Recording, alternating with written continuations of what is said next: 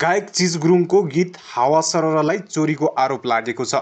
गायक राजेन्द्र लम्सालका छोरा तथा कलाकार सागर लम्साल बलेले गीत आफ्नो बुवाको गीत छोडेर आए मसँग हुबहु मिलेको आरोप लगाएका हुन्।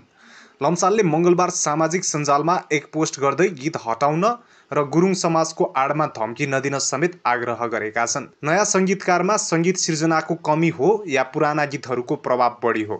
करिब 1 महिना अगाडि रिलिज भएको गायक चिज गुरुङको हावा सरर बोलको गीतको सङ्गीत मेरो बुवा राजेन्द्र लम्साल र नारायण रायमाझीले गाउनु भएको तथा कृष्ण उजाड पौडेलले सङ्गीत गर्नु भएको गीत छोडेर आए मसँग हुबहु मिल्दो देखियो। उनले अगाडि भनेका छन्, गजबको कुरा त के भने चोरिएको गीत बजारमा आएको केही मिनेटमै मैले यो गीतको सङ्गीत त मिल्दोजुल्दो देखियो भनेर सम्बन्धित पक्षलाई जानकारी गराउँदा तपाईँ जे गर्न सक्नुहुन्छ गर्नुस्, मसँग मेरो समाज छ, मेरो तर्फबाट मेरो समाज लड्छ भन्ने जवाफ आयो। चोरिएको हल्ला नभएसम्म सङ्गीतकारमा चिजले आफ्नो नाम राखे पनि अहिले भने युट्युबमा उल्लेख नगरेको लम्सालको भनाइ छ।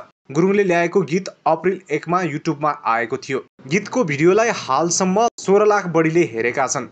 गीतमा चिज गुरुङ र चिजा तामाङको स्वर रहेको छ।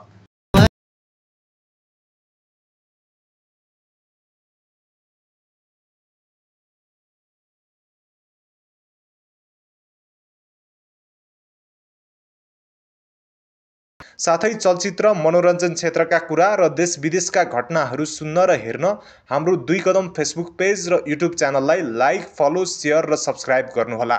धन्यवाद।